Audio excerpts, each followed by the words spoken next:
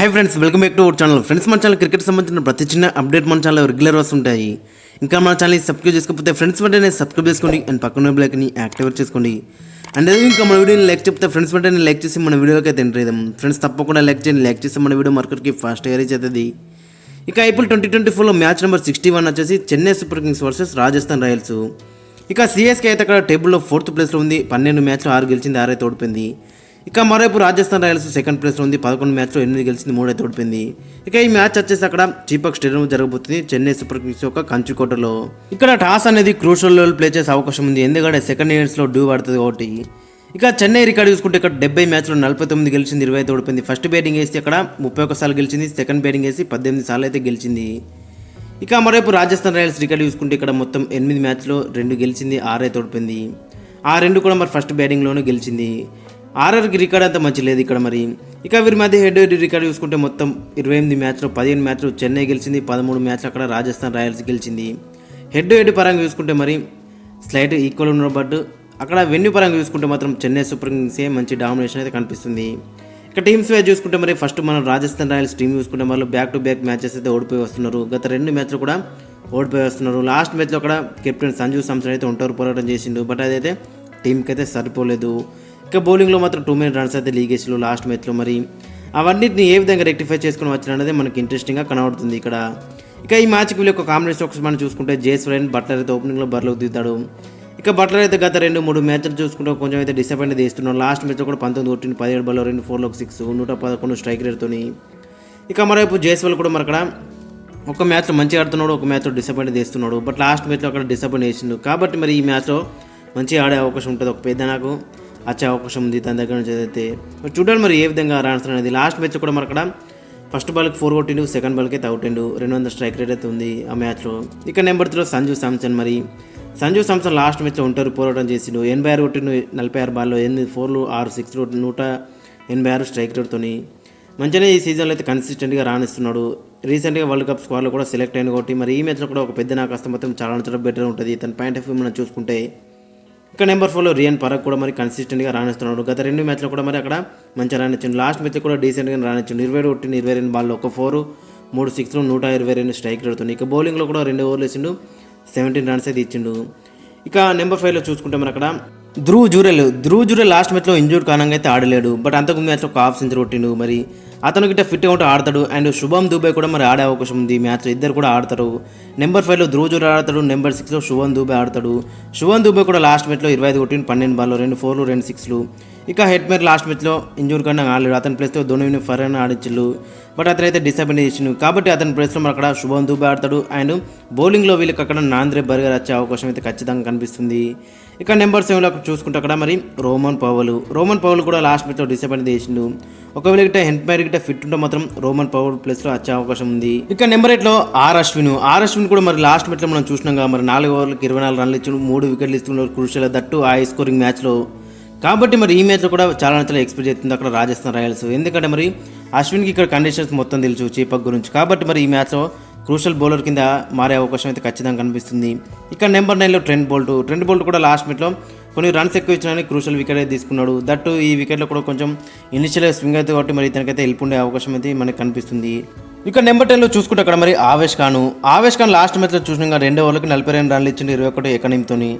ఒకవేళ గిట్ట మరి అక్కడ శుభం దూబే అండ్ ధ్రువ్ జురెల్ గిట్ట ఆడితే మాత్రం అక్కడ మరి ఇతని ప్లేస్లో నాంద్రే బర్గర్కి అయితే ఛాన్స్ ఇచ్చే అవకాశం ఉంది.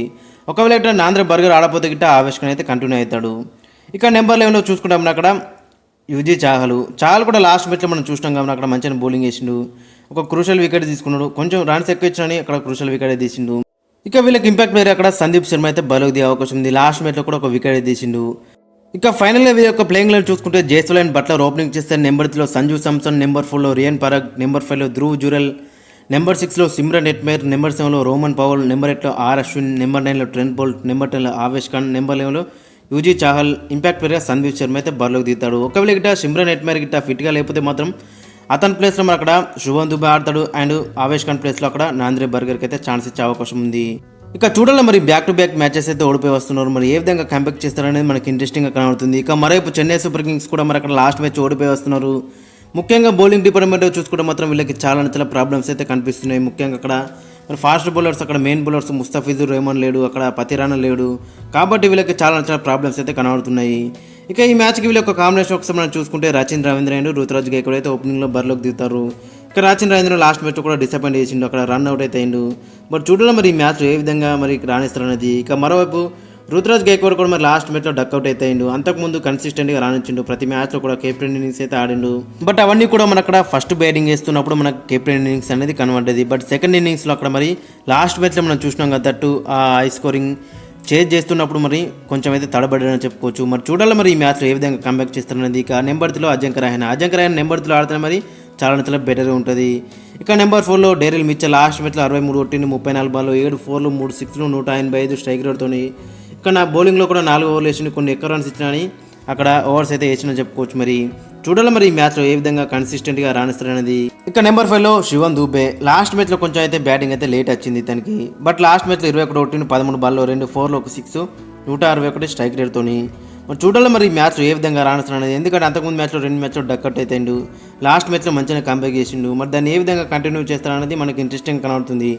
ఇక నెంబర్ 6లో మొయిన్ అలీ కూడా లాస్ట్ మ్యాచ్లో మంచిగా రాణించిండు, 36 బాల్లో 56 కొట్టిండు, 4 4లు 4 6లు 153 స్ట్రైక్ రేట్తో.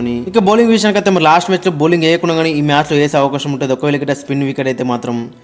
ఇక నెంబర్ 7లో చూసుకుంటే అక్కడ రవీంద్ర జడేజా లాస్ట్ మ్యాచ్లో కూడా అక్కడ బౌలింగ్లో కొంచెం డిసప్పాయింట్ చేసిన కానీ బ్యాటింగ్లో మరి 18 కొట్టిండు 10 బాల్లో, అదైతే టీంకి అయితే సరిపడలేదు. ఇక బౌలింగ్లో చూసుకుంటే మరి 2 ఓవర్లకు 29 రన్లు ఇచ్చిండు, 14.5 ఎకనిమితో. ఇక నెంబర్ 8లో చూసుకుంటే ఎంఎస్ ధోని మరి ఒకవేళ గిట్ట మరి అక్కడ లాస్ట్ 2-3 ఓవర్లు మిగిలితే మాత్రం కొంచెం ముందే బ్యాటింగ్ వెళ్ళే అవకాశం ఉంటుంది, ఒకవేళ గిట్ట వికెట్లు పడకున్నా అని. లాస్ట్ మ్యాచ్లో కూడా మరి మెరుపు ఇన్నింగ్స్ అయితే ఆడి 26 కొట్టిండు 11 బాల్లో. ఇక నెంబర్ 9లో చూసుకుంటే శార్దుల్ ఠాకూర్ కూడా లాస్ట్ మ్యాచ్లో మరి 4 ఓవర్లు వేసి 25 రన్లు ఇచ్చిన 6.2 ఎకనంతో. వికెట్ రాకుండా కానీ మంచి ఎకనామికల్ స్పిల్ వేసిన చెప్పుకోవచ్చు, దట్టు హై స్కోరింగ్ వికెట్లో. ఇక నెంబర్ 10లో తుషార్ దేశపాండే కూడా ప్రతి మ్యాచ్లో కూడా మంచిగా రాణిస్తున్నాడు. లాస్ట్ మ్యాచ్లో కూడా మరి 4 ఓవర్లు వేసి 33 రన్లు ఇచ్చిండు, 2 వికెట్లు అయితే తీసుకున్నాడు, 8.2 ఎకనంతో మంచిగా రాణించిందని చెప్పుకోవచ్చు. ఇక నెంబర్ 11లో రిచర్డ్ గ్లీసన్ లాస్ట్ మ్యాచ్ ఆడకపోయినా కానీ ఈ మ్యాచ్లో ఖచ్చితంగా ఆడే అవకాశం ఉంటుంది, ఎందుకంటే వీళ్ళ బౌలింగ్లో కొంచెం అక్కడ ప్రాబ్లమ్స్ ఉన్నాయి కాబట్టి మరి ఖచ్చితంగా ఈ మ్యాచ్ ఆడే అవకాశం ఉంది. అంతకుముందు మ్యాచ్లో కూడా మంచిగా రాణించిండు, డెబ్యూ మ్యాచ్లో కూడా మంచిగా రాణించిండు. ఇక వీళ్ళకి ఇంపాక్ట్ ప్లేయర్ అక్కడ సిమర్జిత్ సింగ్ అయితే బరిలోకి దిగే అవకాశం ఉంటుంది. లాస్ట్ మ్యాచ్లో కొంచెం ఎక్స్పెన్సివ్గా ప్రూవ్ అయినా కానీ అంతకుముందు మ్యాచ్లో అయితే 2 వికెట్లే తీసుకున్నాడు క్రూషల్లీ, కాబట్టి ఖచ్చితంగా ఈ మ్యాచ్లో కూడా ఆడే అవకాశం ఉంది. ఇక ఫైనల్ వీళ్ళ యొక్క ప్లేయింగ్ లైన్ చూసుకుంటే రుతురాజ్ గైక్వాడ్, రచిన్ రవీంద్ర ఓపెనింగ్ చేస్తారు. నెంబర్ 3లో అజింక్య రహానే, 4లో డేరిల్ మిచెల్, 5లో శివన్ దుబే, 6లో మొయిన్ అలీ, 7లో ఎంఎస్ ధోని, 8లో రవీంద్ర జడేజా, 9లో శార్దుల్ ఠాకూర్, 10లో తుషార్ దేశపాండే, 11లో రిచర్డ్ గ్లీసన్.